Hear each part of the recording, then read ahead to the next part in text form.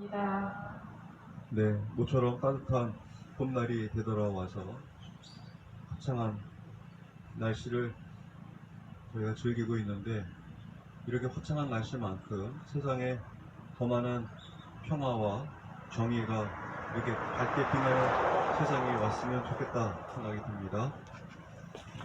오늘 복음에 예수님께서 누가 내 어머니요 내 형제냐라고 반문하신 내용, 오늘 강론의 주제는 어머니입니다. 우선 성경 말씀을 좀 먼저 드릴게요. 오늘 이 대목을 묵상하는데 길잡이가 되는 두 대목이 있습니다. 첫 번째 대목은 루카복음에 예수님께서 12살 나이 됐을 때 성전에서 머무는 동안 부모가 아기는 아니죠. 어린 예수님을 잃어버렸던 대목이 나와요. 기억나실 거예요. 3일 길을 걸어갔다가 아이가 친척들 사이에 없다는 걸 알고 3일 길을 거슬러 와서 찾았는데 성전을 찾았다는 얘기잖아요. 근데 그 대목을 루카복음은 아주 상세하게 적시를 했습니다. 얘야, 왜 너희 부모 마음을 이렇게 아프게 하냐고, 너 때문에 너를 찾느라고 얼마나 고생했는지 아냐고 나무라잖아요. 근데 예수님이, 그 어린 소년인 예수님이, 아니 왜 저를 찾으셨습니까? 제가 어디 있어야 하는지 모르셨습니까? 라고 얘기를 동문서답을 하잖아요. 그런데 그 얘기를 듣고 우리 같으면 그냥 등짝이라도 딱 때리고 말도 안 되는 소리 한다고 이렇게 했을 텐데, 그때 성모님은 그 소년 예수가 하는 얘기를 마음에 새겼다고 했어요. 마음에 새겼다. 그러니까 보통 여인이 아닌 거죠. 다르게 대처한 거예요. 뭐 그 밖에도 다른 일화들이 많이 있지만 다 각설하고, 그 대목과 오늘 복음을 이렇게 대비해서 한번 같이 묵상해 보기를 권합니다. 오늘 예수님의 형제들과 어머니가 예수님을 만나러 왔어요. 마태복음에는 사연을 설명하지 않지만 다른 공간복음에는 미쳤다는 소문이 돌아서 미쳤다는 소문 때문에 아들을 되찾고자 하는 마음으로 타일 넣어서 집에 데려가려고 온 거예요. 혼자 올 수가 없으니까 형제들과 함께 왔죠. 이때가 30살 나이에요. 그러니 성전에서 이루어졌던 걸 치면 18년 뒤의 일입니다, 이게. 그런데 문 밖에서 당신 아드님 예수님이 한 얘기를 들었겠죠. 성모님이, 누가 내 어머니야? 이 얘기를 들었던 어머니 심정은 어땠을까? 밖에서 기다리고 있는 어머니가 아니라는 얘기잖아요. 내 어머니는 딴 사람이야, 저기 계시는 분이 아니라고 이렇게 얘기를 들었었던 성모님의 마음이 어땠을까? 저는 성모님도 똑같이 이 대목에서 이걸 마음에 깊이 새겼을 거라고 생각합니다. 이게 핵심입니다. 오늘 두 번째 대목이 있는데, 두 번째 대목, 여기와 병행해서 묵상해봐야 할 대목은, 오늘 우리가 들었던 대목은 마태복음 12장 내용입니다. 누가 나의 참 가족이냐 하는 대목이에요. 근데 19장에 가면 예수님의 제자 예수님을 추적하는 것과 예수님께서 약속하신 보상 얘기가 나와요. 스승님, 저희는 보다시피 모든 것을 버리고 스승님을 따랐습니다. 그랬더니 예수님께서 하시는 얘기가, 너희가 나 때문에 또는 복음 때문에 집이나 형제나 자매, 어머니나 아버지, 그 토지를 버리고 따르면 너희는 지상에서 박해도 받고 어려움도 겪겠지만 너희는 집과 형제와 자매와 어머니와 토지를 되돌려 받게 될 거다. 근데 마태복음에서는요, 너희는 이런 것들을 다 버리고 따른다면 큰 보상을 받을 거라고 얘기를 합니다. 잠깐 대목을 제가 말씀해 드릴게요. 내 이름 때문에 집이나 형제나 자매, 아버지나 어머니, 자녀나 토지를 버린 사람은 모두 100배로 받을 것이고 영원한 생명도 받을 것이다. 이게 마태복음 19장이에요. 근데 똑같은 대목이 마태복음 말고 마르코 복음에 나옵니다. 알다시피 마르코 복음은 마태복음보다 훨씬 이전에 쓰여졌고 우리가 알고 있는 첫 번째 복음서라고 알려져 있습니다. 거긴 더 간략하게 나와 있는데 거기에는 똑같은 대목에 집이나 형제나 자매, 아버지나 어머니, 자녀나 토지를 버린 사람은 모두 집이나 형제나 자매, 어머니, 자녀나 토지를 아버지가 빠져 있어요. 마르코 복음에는. 왜 빠졌을까? 이게 되게 중요한 대목입니다. 많은 성서학자들이 이것에 대해서 주석을 달았어요. 예수님은 당신 제자들에게 너희는 누구에게도 스승이라는 얘기, 아버지라는 얘기 듣지 말라고 얘기를 해요. 그러면서 하신 얘기는 너희의 아버지는, 너희의 유일한 아버지는 하늘에 계신 한 분뿐이시다. 그러면서 아니 그럼 우리 나중에 아버지도 있을 거 아니에요. 근데 그 아버지는 진짜 아버지가 아니야. 진짜 아버지는 하느님, 그분 한 분뿐이시다는 거예요. 이것이 오늘 복음을 읽는 두 번째 병행 묵상 구절입니다.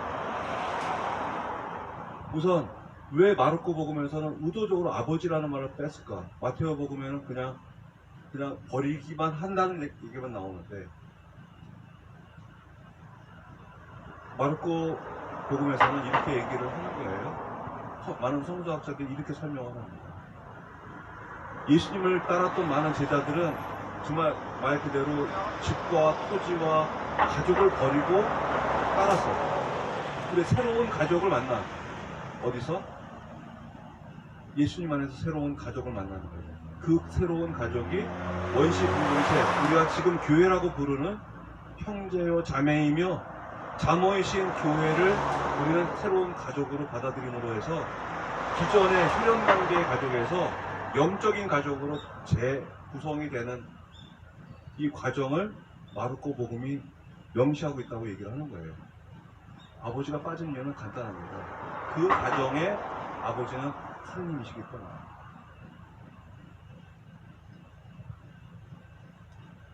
자, 오늘 예수님이 내 어머니와 형제는 하나님의 뜻을 실천하는 사람이라고 말씀하시잖아요. 결국 그래서 우리가 하나님의 어머니라고 호칭하고 또 사도들의 어머니 또 동시에 우리의 어머니 마리아라고 생각하는 이분이 예수님을 낳은 혈육의 어머니이기 때문에 자동으로 그냥 예의 삼아서 우리의 어머니라고 호칭하는 것이 아니라 성모님은 말 그대로 당신의 삶이 하나님의 말씀을 듣고 실천하는 사람의 삶을 살았기 때문에 우리의 어머니가 되신 거다. 이것이 결론입니다. 이 결론을 좀 더 풀어서 말씀을 드리고 싶은데 세 가지 사례를 드리겠습니다. 첫 번째 사례. 1985년에 아주 전 세계는 아니지만 아주 많은 나라의 큰 쇼크를 불러왔던 영화가 한 편 있었어요. 그 영화 감독은 잘 알려지지도 않았던 사람인데 그 영화 이후로 이 사람의 삶이 바뀌었습니다. 그 영화 제목은 터미네이터란 영화예요. 보신 분들 계실 거예요. 부장님 보셨어요? 아, 다행입니다. 그 영화의 원래 주인공은 존 코너라고 하는 사람이에요. 근데 그 존 코너라고 하는 그 사람은 영화에 등장하지 않아요. 거기에 등장하는 사람은 존 코너의 엄마라고 하는 사라 코너라는 여자와 사라 코너를 죽이려 온 터미네이터와 사라 코너를 살리려고 자신에서 시간 여행을 해서 사라 코너의 보호자가 되겠다고 왔던 미래의 사라 카일이라는 청년, 이 세 사람이 주인공이에요. 기억나시죠? 그 영화에 아주 백미가 있는데 백미가 뭐냐면 첫 장면이 사라 코너라고 하는 여자 주인공이 하고 있는 일이었어요. 그 사람은 패스트푸드, 지금 얘기하면 맥도날드나 이런 이름 없는 패스트푸드점에 서빙하는 클럽 종업원이었던 거죠. 그런데 맨 영화 마지막으로 가면 카일이 터미널부터 그 온갖 공격으로 막아내면서 사라를 지켜주는데 그때까지 그냥 연약한 여성의 모습이었어요. 근데 카일이 결과적으로는 터미널한테 공격받고 죽게 돼요. 죽어가는데 이 사라는 그때 자기를 지키려고 했던 그 카일이라고 하는 젊은이에 대해서 우선적인 태도가 아니라 바뀝니다. 일어나라고. 여기서 쓰러지면 안 된다고 하면서 그때 대사가 뭐냐면 일어나라 용사여라고 해요. 아주 그냥 그 예전에 종업원이었던 연약한 여성의 모습이 아니라 이제 투사의 모습으로 바뀐 모습이 돼요. 그래서 영화 스토리가 이어지게 돼요. 아, 그래서 이 여자가 존 코너의 엄마가 될 수밖에 없는 거예요. 성품이 원래 그랬던 것이 아니라 이 영화 스토리를 보면 카일이라고 하는 헌신적인 사람이고 이 사람이 실제 어머니로서의 존 코너의 어머니로서의 사라 코너가 되는 과정이 담겨있는 영화가 이제 터미네이터라는 영화였어요. 전 나중에 알았어요. 그 영화를 보고 한 5년 뒤 뉴욕타임즈 기사를 읽다가 보니까 그때 뉴욕타임즈에서 터미네이터 2편 만들어졌다고 하는 2편 내용에 대한 인터뷰 내용이 잠깐 실려 있었는데 2편 내용을 각본을 했는데 각본의 모티브가 뭡니까? 라고 묻는 질문에 그 카메룬이라는 감독이 뭐라고 답변을 하냐면 우리 성경에 보면 헤로데 칼날을 피해서 요셉이 마리아와 어린 아기를 데리고 에집트로 탈출한 대목이 있지 않습니까? 이게 모티브입니다. 그렇게 표명한 거예요. 2편이 그렇대요. 그 1편은 뭡니까? 그 1편은 가브리엘 천사가 마리아를 찾아와서 만난 대목이 이 극 시나리오의 모티브였다는 거예요. 믿어지세요? 난 다른 영화라고 생각하는데요 지금. 그 사람은 그 영화의 모티브를 성경에서 받은 거예요. 그래서 그 기억하실지 모르겠지만 사라 코너는 영무도 모르게 누구한테 공격을 받고 이제 위기를 모면해서 차 안에 머무르잖아요. 그러니까 모르는 사람이 자기를 구해줬는데 가려고 하니까 나가면 당신 지금 죽을 수밖에 없는 상황이거든요. 이 여자 사라 코너는 자기가 왜 이런 상황에 처해 있는지 모르는 거예요. 왜 나를 도와주고 나 살려주려고 하냐? 그랬더니 이 사람 미리 온 사람이 그래. 당신은 존 코너의 어머니이기 때문에 여보세요. 나는 결혼도 안 했고 애기를 가져본 적도 없고 존 코너가 누군지도 모르는데 미친 사람 취급하는 거예요. 그랬더니 이 사람이 이제 설명을 하죠. 이 도망가려고 하는 걸 잡으니까 팔을 물어요. 그 사라 코너가 이 낯선 남자의 팔을. 기계는 통증을 느끼지 못하지만 인간 통증을 느낀다. 나는 사람이라고. 그래서 내가 한 얘기를 들으라고 하는데 쭉 얘기를 하는데 이제 인류가 겪게 될 그 많은 어려움, 그 멸망 직전까지 가고 기계가 이제 지배가 되는 세상에서 인간 해방을 위해서 한 사람이 나타났는데 그 사람이 이름이 존 코너고 당신이 존 코너를 낳게 된다 이거야. 그런데 미래 컴퓨터들이 이제 인간과 전쟁을 하는데 아예 싹수를 없애자고 해서 시간여행을 통해서 존 코너의 엄마 사라 코너를 제거하려고 터미네이터라고 하는 살인기계를 보냈다. 근데 그 당신이 죽으면 인류의 미래도 없기 때문에 누군가 당신을 지켜야 되기 위해서 내가 자신에서 왔다고 설명을 하게 되는 내용이 거기 있어요. 그 차 안에서 둘이 주고받는 내용이 가브리엘 천사하고 마리아가 나는 대화예요. 그거를 1980년대 버전으로 바뀌어놓은 것 뿐이지. 그렇게 보니까 시작부터 끝까지 이게 성경 얘기인 거예요. 그것도 시작 성경 얘기예요. 예수님을 불렀던 성경 얘기. 세상의 악과 이 악으로부터 사람을 지켜내고 해방시키려고 하는 하나님의 뜻과의 충돌을 이 아니야 공상과학 영화로 만들어낸 게 그 영화였던 거예요. 아직 안 보신 분들 30년이 넘었지만 다시 한번 보시면 좋겠어요. 전 개인적으로 그 영화를 10번 이상 봤어요. 그리고 그 영화를 10번 이상 본 이유는 그거를 주일학교 교사들이나 청년들한테 보여주고 묵상 나누기를 시켰어요. 그렇기 때문에 10번 이상 보게 됐던 계기가 있었습니다. 두 번째 이해를 드리고 싶어요.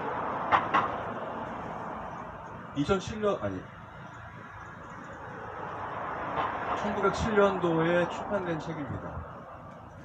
어제도 제가 책 얘기를 드렸는데 이 책 제목은 어머니예요.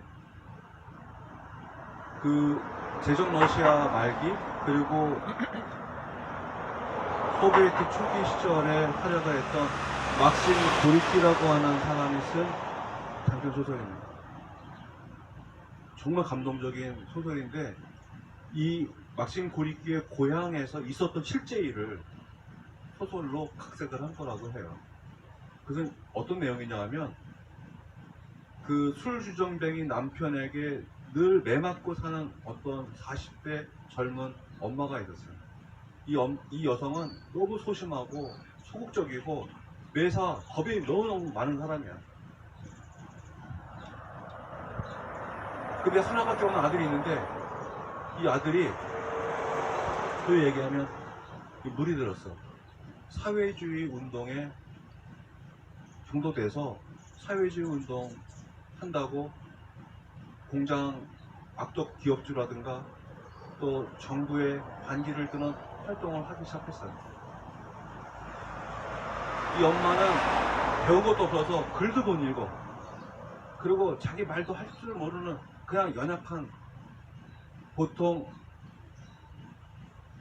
엄마였어요. 근데 얼마나 맞고 살았고 얼마나 고생스럽게 살았으면 40도 안 된 나이인데 주변 마을 사람들이 할머니라고 불렀어요. 근데 그 아들이 그렇게 사회주의 운동을 하다가 경찰에 체포되고 투옥이 돼요. 그러면서 아들이 가지고 있었던 유인물을 이제 아들이 나눠주려고 했던 건데 못 나눠주고 있으니까 이 아들 대신에 그거를 친구들한테 전달해 주다가 또 엄마가 붙잡혀요. 엄마도 고초를 당해요. 그리고 아들은 잡혔다 풀려나기를 계속하면서 엄마한테 내가 왜 이러는 일을 설명해. 그리고 엄마는 그를 모르지만 아들한테 얘기를 들으면서 아, 우리가 어떻게 살아야 되는구나, 누구랑 같이 살아야 되는구나, 이걸 깨닫게 돼.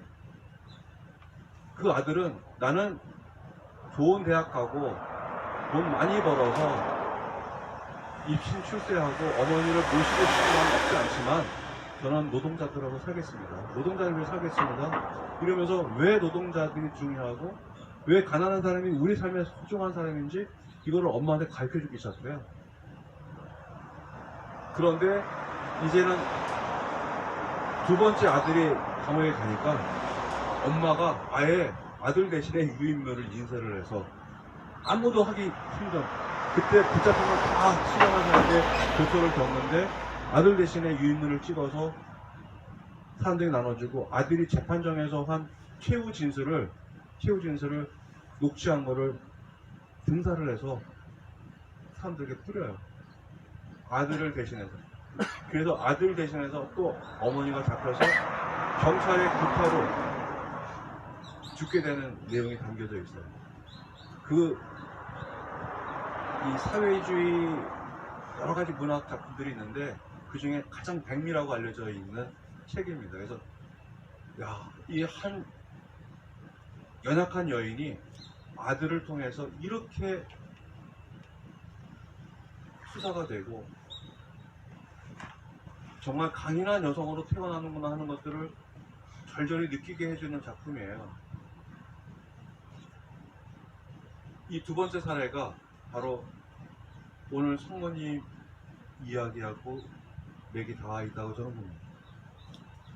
성모님도 나자렛의 그냥 어여쁜 어린 소녀였지만 가브리엘 천사의 이야기를 듣고 마음을 다소 잡죠. 그리고 결혼하기를 결심하고 아기를 낳고, 그리고 어느 엄마들처럼 애달픈 심정으로 자기 아들을 찾아다녔어요. 그런데 예수님의 제자 12명도 다 도망간 그 십자가 밑에 마지막으로 남아있던 사람들은 여성들이었어요. 그 중에 어머니가 있었죠. 그리고 그때 요한복음에서는 당신의 가장 사랑하는 아들에게 이분이 너 어머니시다. 그리고 어머니에게는 어머니, 이분이 당신의 아들입니다라고 당신 제자를 어머니에게 인도를 하잖아요. 그것으로 우리는 여전히 우리의 어머니가 된 거예요. 근데 그때 어머니란 뜻은 오늘 복음에 나오는 하나님의 뜻을 실천하는 사람으로서 어머니로 탈바꿈한 마리아가 그 자리에 있었던 거예요. 십자가 아래에. 세 번째 사례입니다.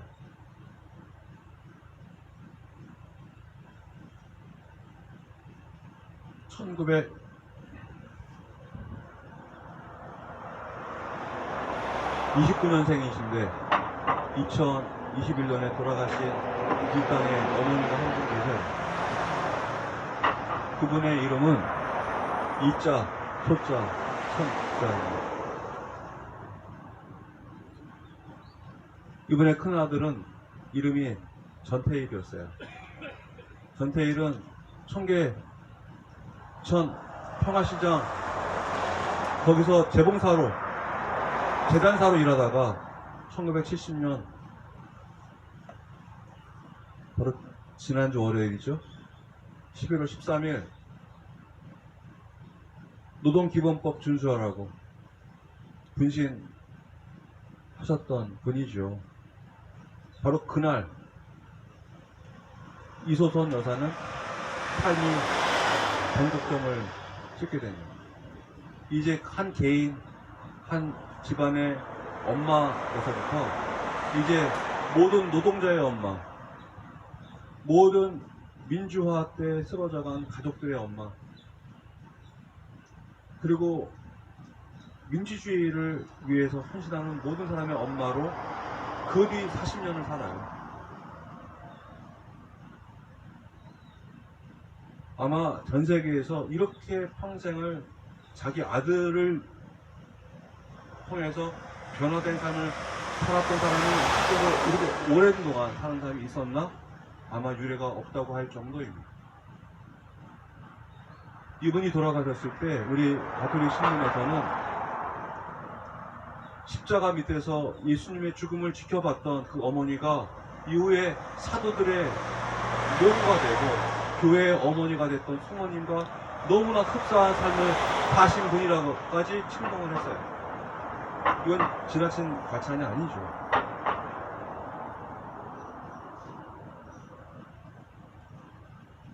저는 어렸을 때 우리보다 잘 사는 집의 엄마, 교양이 있고 많이 배운 엄마들이 부러웠어요. 저런 엄마가 우리 엄마였으면 그런 바람까지 했던 생각이 있어요. 물론 어렸을 때 철없던 생각이죠. 근데 비슷하게 생각한다면 우리는 오늘날 금수저, 은수저, 흑수저를 따지고 좋은 부모 만나는 것도 특혜라고 얘기하는 그런 시대를 살고 있지 않습니까? 우리는 영향력 있고 힘 있고 권력 있고 또 많이 배운 집안이 내 배경이 됐으면 좋겠다.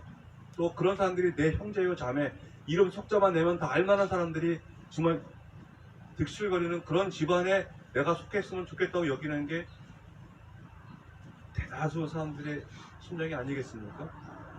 근데 예수님은 반대로 얘기하시잖아요. 내 어머니요 내 형제자매는 하나님의 뜻을 실천하는 사람. 또 마태복음 25장에 보면 세상 끝날에 내가 와서 양과 염소를 갈아놓듯이 의인과 악인들을 갈아놓을 텐데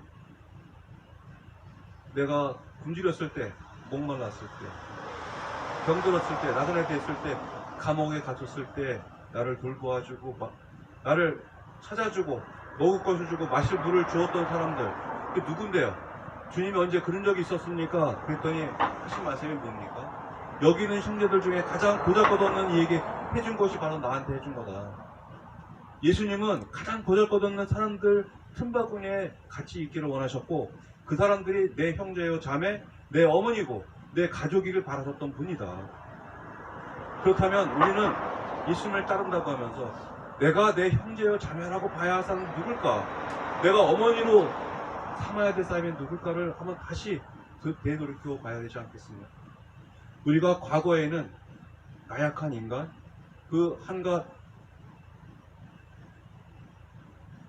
패스트푸드점에 점원에 불과했던 그 사라 코너라고 하는 여주인공이 투사를 바뀌고, 그 막신 고리키가 자기 소설 어머니에서 얘기한 그냥 나약한 여인, 40대 여인이 목숨까지 거는 투사로서의 변신하는 이 모습은 사랑 때문에 가능한 거 아니겠습니까? 우리가 예수님처럼 가장 보잘것없는 사람들, 그리고 하나님의 뜻을 실천하고자 정의와 평화에 헌신하는 사람들, 이런 사람들을 어머니로 삼을 수 있는 유일한 이유는 우리도 예수님께서 우리에게 부어주신 사랑 때문에 그럴 수 있다는 사실을 우리가 다시 한번 기억하면서 우리의 참 가족, 그저 우리의 혈연관계에 머무는 가족이 아니라 우리가 참으로 소중하게 여겨야 할 영적인 가족이 어디 있는지를 다시 한번 묵상해 보면 좋겠습니다.